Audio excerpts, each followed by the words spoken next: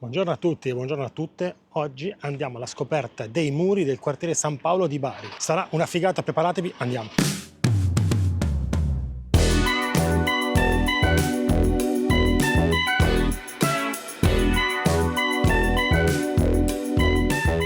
San Paolo è un quartiere che dista più o meno 25-30 minuti dal centro città e per raggiungerlo serve utilizzare una specie di treno metropolitana all'aria aperta, non saprei bene come classificarlo. Io oggi per fortuna sono qui in macchina, ma quando sono passato di qui qualche anno fa ho utilizzato quel treno e lo suggerisco perché è una bellissima esperienza, si vede tutto lo skyline di Bari che cambia nel tempo e si vede la differenza fra quello che è il centro città e quello che è la periferia. La cosa importante da ricordarsi è che bisogna scendere alla fermata Cittadella e non fare come ho fatto io, che ho totalmente sbagliato. Però una volta imparato è finito. I muri sono più o meno tutti uno vicino all'altro, probabilmente in totale si fanno 2 chilometri camminando, però è una bella esperienza camminare per il quartiere perché è abbastanza tranquillo. Il problema è semplicemente il caldo. Quello comunque che si percepisce è proprio la differenza con il centro città, cioè qui siamo periferia totale. Le persone, le case, l'ambiente, tutto è diverso, totalmente diverso rispetto a quello che è il centro città di Bari, ma come lo è in tantissime città. Perché mi trovo proprio in questo quartiere? Perché qui si trovano alcuni dei muri più grandi e più belli della città di Bari. Negli ultimi 5 anni ne sono stati creati a decine, con artisti sia italiani che internazionali. E l'obiettivo, come spesso accade, è quello di rigenerare e riqualificare tutta la zona. Questa è una zona popolare con i classici palazzoni e le facciate cieche, perfette per l'utilizzo di muralismo contemporaneo e arte urbana. Bisogna comunque dire che non è il primo quartiere di Bari in cui si cerca di fare qualcosa del genere. Ci sono stati dei progetti in passato, però sono troppo fuori zona e poco tracciati, quindi non riuscirò a mettere all'interno di questi video.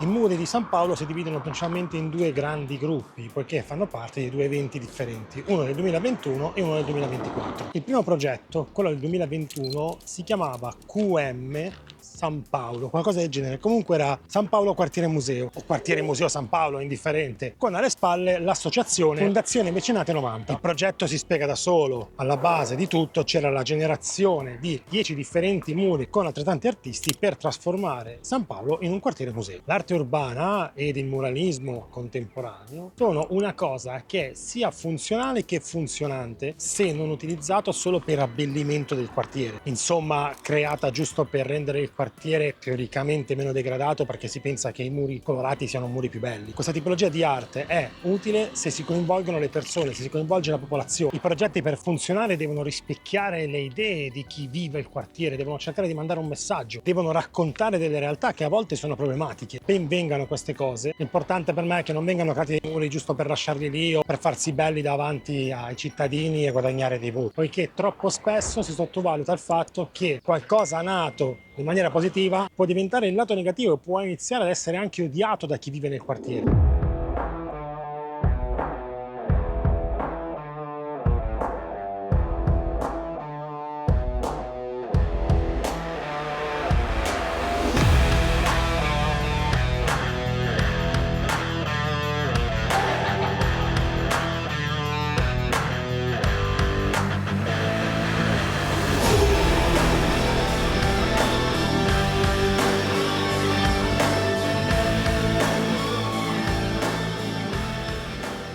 Abbiamo detto ben 10 muri di grandissime dimensioni, sparsi qui nel quartiere, tutti visibili camminando, quarto d'ora, 20 minuti si vedono tutti. La cosa che mi è piaciuta di più è sicuramente l'eterogeneità dei muri e anche degli artisti. Tutti diversi, con delle idee diverse, degli stili diversi. Abbiamo muri di artisti italiani come Rizek, Davide Di Pia, Mauro Invisible, e anche un muro di Ogre che è una roba assurda perché è difficile trovare un muro di Ogre. E poi abbiamo anche artisti stranieri come Christian Guémy, che ha rappresentato un San Nicola gigantesco. Reca, Scolpe e altri, non sto a fare come sempre l'elenco, altrimenti non finiamo. E vi aggiungo anche una chicca, una cosa che noterà sicuramente chi di voi verrà qua a fare un giro. Questo tipo di progetto all'interno di condomini sembra richiamare altri progetti che abbiamo visto in giro per l'Italia, per esempio a Roma. Dov'è il legame fra questo progetto e quello? I curatori sono gli stessi, quindi si nota l'idea di replicare qualcosa che ha già funzionato anche qui a Bari.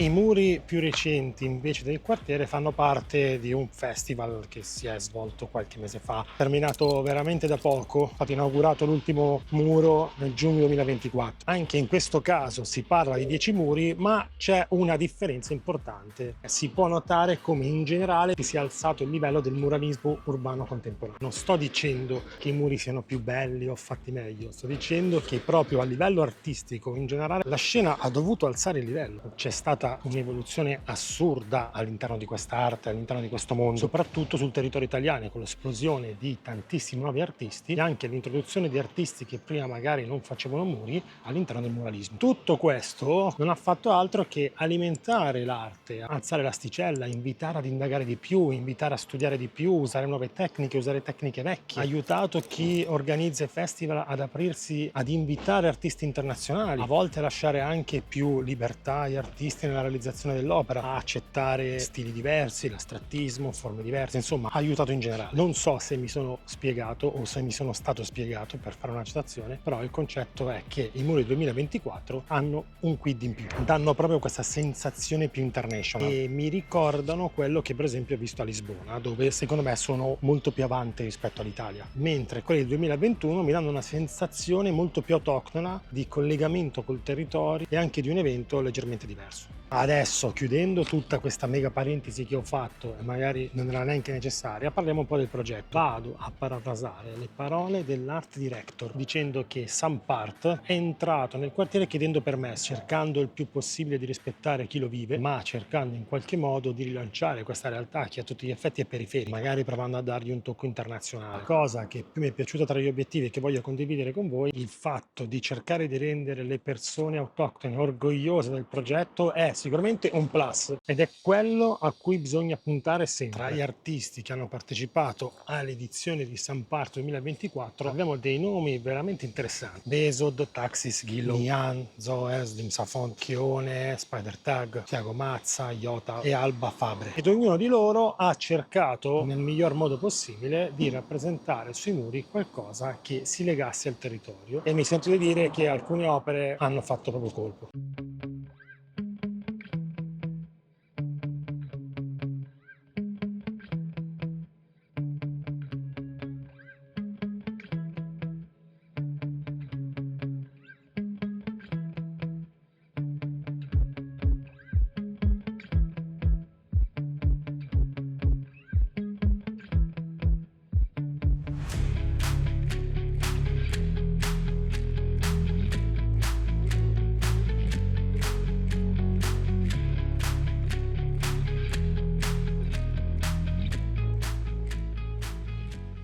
Un esempio è il muro che vediamo alle mie spalle, che è il muro di Vesut, sempre tra i miei preferiti quando si parla di muralismo, perché lui riesce a creare dei giochi prospettici assurdi. Per me è sempre un viaggio guardare all'interno dei suoi muri, cercare di capire le prospettive, cercare di capire che cosa ha rappresentato. In questo caso, a Bari, c'è la rappresentazione del miracolo del solstizio d'estate, il bagliore di luce che il 21 giugno entra nel rosone della cattedrale di San Sabino e colpisce un mosaico in marmo che si trova sull'altare della cattedrale. Per me, quando Vesud riesce a mischiare la religione con la sua arte, tira fuori sempre dei capolavori assurdi e questo ora ce lo godiamo per bene.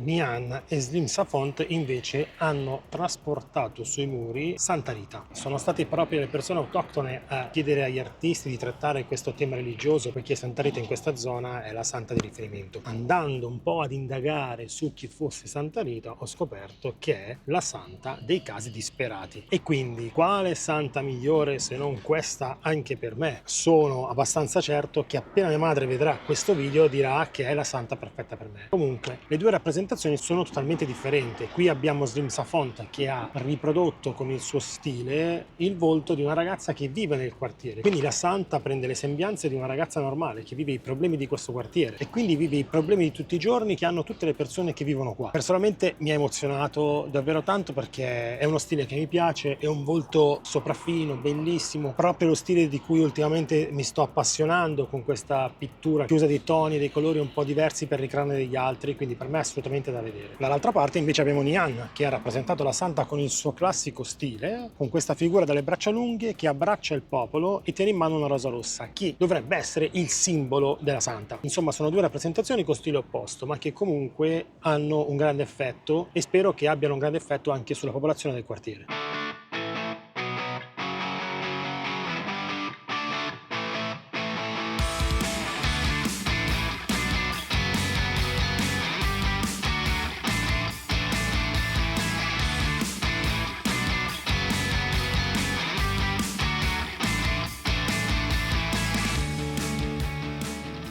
Sono poi tantissimi gli altri temi toccati come il futuro, la valorizzazione del quartiere, anche il mantenimento del verde delle piante della zona, che è molto importante qui. Quindi è un mix che ha portato natura, religione e quotidianità sui muri di San Paolo. Giusto per dimostrare quanto non fossi ben preparato, ci tengo a sottolineare che la maggior parte dei muri è raggiungibile a piedi camminando 1-2 chilometri. Ce ne sono alcuni che sono un po' fuori, quindi serve o la macchina o ci si deve spostare con il pullman, ma meglio la macchina.